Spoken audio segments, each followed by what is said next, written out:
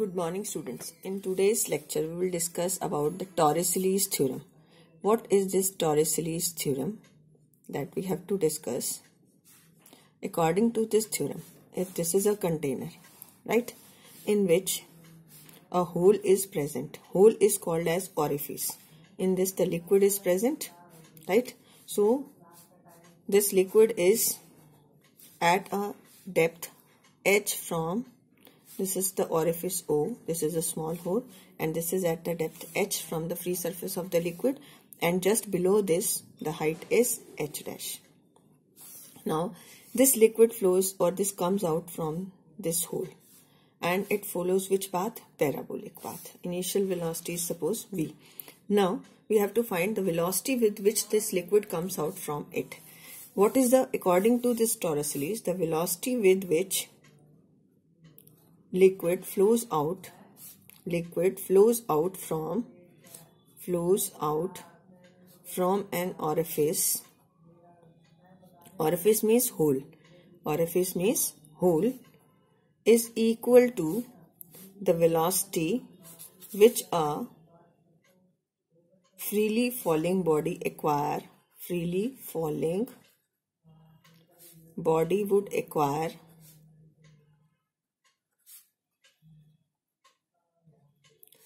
when it falls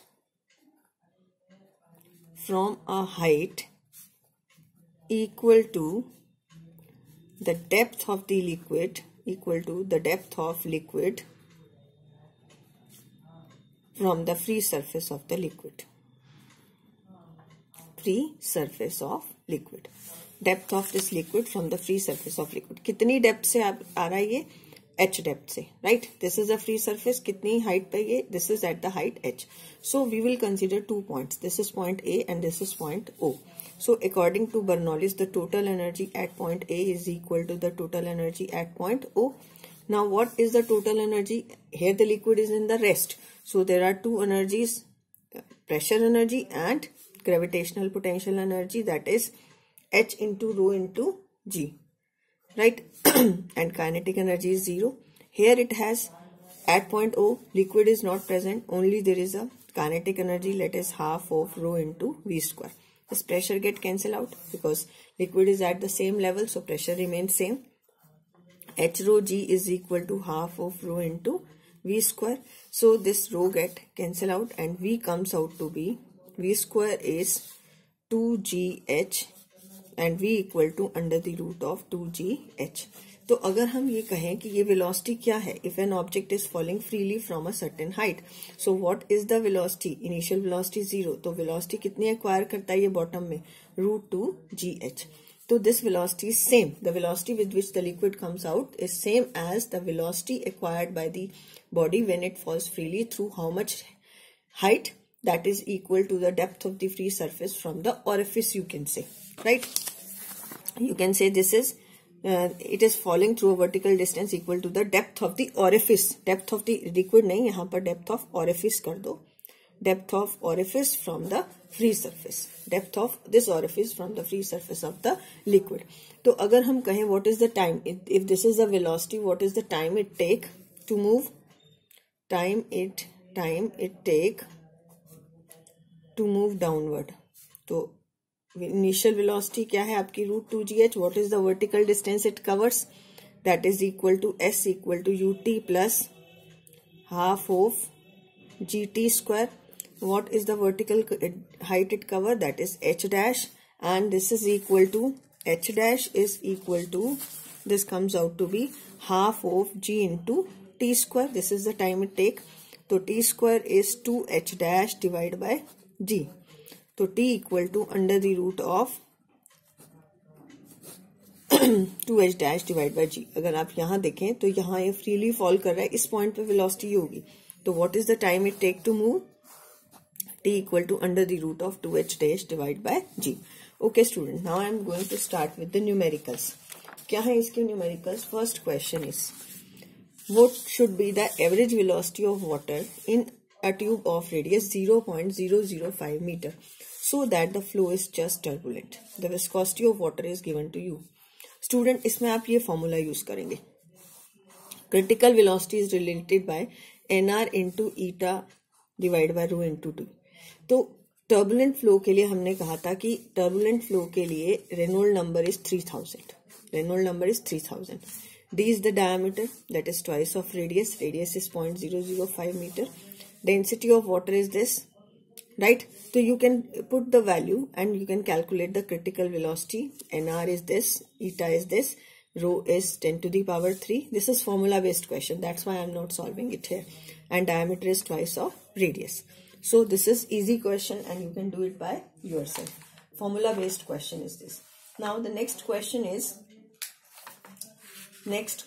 is at what speed will the velocity of stream, at what speed will the velocity of a stream of water be equal to 20 centimeter of mercury column. यहाँ ये pressure है, pressure head और velocity head, ये अभी हमने इसमें Bernoulli's theorem में पढ़ा था। Velocity head is v square by 2g, ठीक है, और ये किसके इक्वल है, प्रेशर हेड के। This is 20 centimetre of mercury column, 20 centimeter of mercury column is 20 into 13.6 into 10 to the power 3, right, is equal to, this is g is velocity head is h rho g, this is v square divided by 2 into g. Now we have to calculate the velocity. V square is 20 into 13.6 into 10 raised to the power 3 into g square. This is g as 10 meter per second square, you can take this is as 10 into 10, right, into 2. From here you can solve it and this velocity comes out to be 737.56 meter per second, right student? So here velocity head is v square by 2g and velocity head is 20 centimeter of mercury column, that is 20 centimeter. This g if you take it in, sorry बेटा यहाँ पर आप ये नहीं लोगे, this is 20 centimeter of mercury column, g हमने यहाँ पर क्या लिए, this is 10 meter per second square. तो अगर इसको हम ले CGS सिस्टम है तो it is 980 centimeter per second square. So you can take 1000 centimeter per second square. तो ये g की वैल्यू यहाँ जाके 1000 हो जाएगी, nothing else, ठीक है। यहाँ से वेलोसिटी हेड आप 20 सेंटीमीटर ऑफ मर्करी कॉलम लोगे, क्योंकि ये हमने जब इक्वेशन पढ़ी थी तो आपको directly v square by 2g is a velocity head. Now the next question is this is NCERT exercise question. In a test experiment on a model aeroplane in a wind tunnel, the flow speeds on the upper and the lower surface of the wing are this and this respectively. What is the lift on the wing if its area is 2.5 meter square? Take the density of this air is 1.3 kg per meter cube. ये students question number 14 है NCERT exercise. So how you can solve it? According to this, the total energy on the lower side must be equal to the total energy on higher side. We will use this formula: P1 by rho plus G into H half of V1 square, right, is equal to, because level में है, this is P2 by rho is plus G into H plus half of V2 square. Wings आपके level में है तो ये term आपकी क्या हो जाएगी, cancel.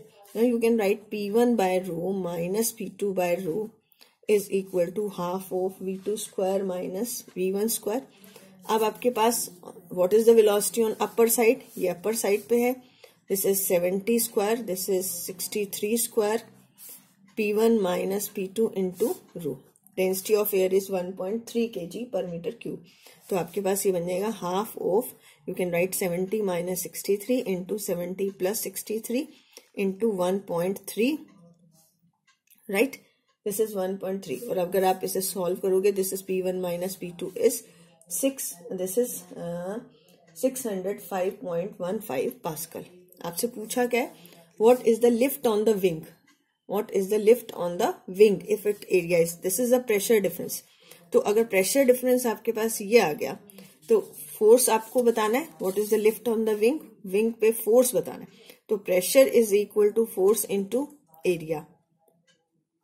जैसे 605.15 फोर्स आपको निकालना है, एरिया कितना दिया हुआ है 2.5, तो F equal to 605 divide by 2.5, this is the lift on, this is pressure difference that we want to calculate. This is, sorry, pressure is force per unit area. So this is force divided by area 2.5. So this is 605.15 into 2.5 is equal to force. From here you can calculate the value of force. It is 1.5 into 10 raised to the power 3 Newton. Now after this, the next question is this is question number 16, NCERT exercise. The cylindrical tube of a spray pump has a cross sectional area. ये एक cylindrical tube है, right? इसका area कितना है 8 centimetre square. One of which has 40 fine holes. इसमें अंदर कितने holes हैं यहाँ से? 40 fine holes. 40 fine holes. If the liquid flows through the inside the pipe is, यहाँ पर liquid flow कितना है 1.5 per minute, meter per minute. What is the speed of the ejection of liquid through the holes? आपको यहाँ से निकालिए, तो आप यहाँ लगाएंगे equation of continuity. Equation of continuity A1 into V1 is equal to A2 into V2. Area यहाँ पर पाई इंटू R1 स्क्वायर हो जाएगा. V1 1.5 मीटर पर मिनट है, तो पर सेकेंड चेंज करने के लिए 1.5 डिवाइड बाय 60 करोगे. A2 40 फाइन होल्स हैं. अब जो वाटर है वो इन 40 फाइन होल्स में डिवाइड करा है. ईच ऑफ डायमीटर 1 मिलीमीटर, यानी radius diameter is 1 millimetre and radius become d by 2, that is equal to half millimeter. This is half into 10 raised to the power minus 3 meter. तो अब आप यहाँ से 40 into pi into R2 square use करोगे और velocity आपको यहाँ से कैलकुलेट करनी है. अब यहाँ पर इसका डायमीटर, आपको ट्यूब का डायमीटर डायरेक्टली गिवन था, so no need to apply this. You have to change this 8 centimetre into metre square. 8 into 10 to the power minus 4. 15 by 600 is equal to 40 into 22 by 7 and radius is 1 by 2 into 10 to the power minus 3 square. यहाँ से आपके पास V2 आ जाएगा और यहाँ से जब V2 solve करोगे it is 0.637 metre पर सेकेंड. तो कितनी वेलोसिटी आएगी यहाँ से 0.637 मीटर पर सेकेंड. यहाँ 40 होल्स हैं इसलिए हमने इसको किससे मल्टीप्लाई किया 40 से. Now after this the next is Question number 27 of NCERT. Question number 27 of NCERT. What is the, a plane is in level. A plane is in level flight of constant speed and each of its wing has an area of 25 meters square. If the speed of the air is 180 kilometer over the lower wing and 234 kilometer over the upper wing surface, find the plane's mass. क्या आपको find out करना है plane मास, क्योंकि plane horizontal flow में है.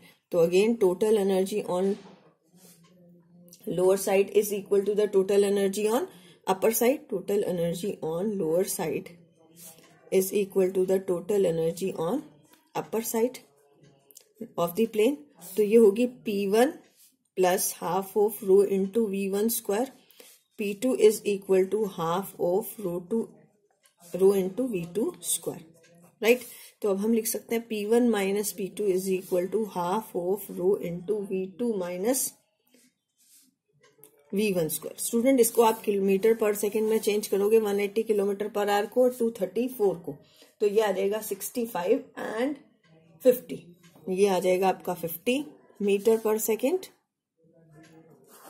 और ये आ जाएगा आपका दिस इज 234 इंटू 5/18. तो करोगे 65 किलोमीटर, दिस इज मीटर पर सेकेंड. तो अब आप यहां से प्रेशर डिफरेंस निकाल लोगे.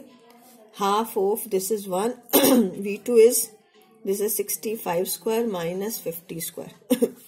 तो आपके पास ये प्रेशर डिफरेंस यहां से आ जाएगा. This is upward, this is a pressure difference. तो यहां से ये आ गया 65 माइनस 50 इंटू 65 प्लस 50. इसे सॉल्व करोगे ये आएगा what ever be it's value. अब यहां से आप फोर्स निकालोगे, upward force. Upward force is this is delta P into area. Area से मल्टीप्लाई करोगे. This is half of this is 15 into 115 into area is, यहाँ डबल कर दोगे आप एरिया का. 2.5 है, 25 मीटर स्क्वायर है, तो 2 विंग्स हैं तो 50 आ जाएगा.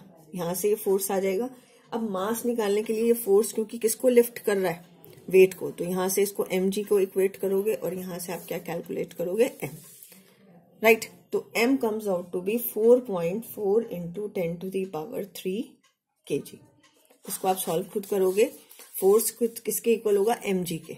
Now in next question, in Milkian oil drop experiment, what is the terminal speed of the radius of this density? Take the viscosity of air is this. How much is the viscous force on the drop at that speed? तो neglect the buoyancy. Student, इसमें अगर आप buoyancy neglect कर रहे हो तो आप जो भी मीडियम है उसका इफेक्ट निगलेक्ट कर रहे हो, तो आपका फॉर्मूला होता है 2r² rho minus sigma into G divide by 9 into eta. Buoyancy की वजह से ये सिग्मा आता है तो इसको 0 कर देंगे आप, तो फॉर्मूला बन जाएगा 2r² rho into G divide by 9 into eta.